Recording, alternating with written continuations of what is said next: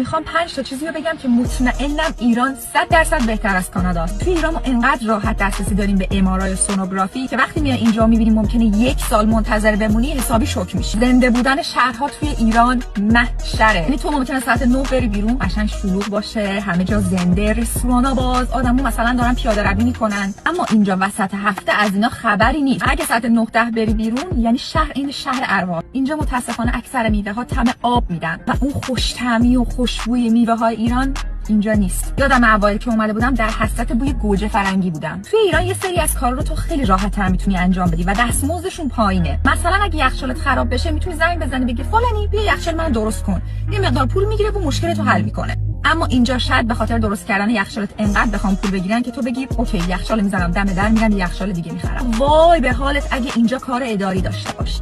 اونقدر کندن، اونقدر آرومن که تو ممکنه به خاطر یه تیکه کاغذ ماه‌ها معطل بشی.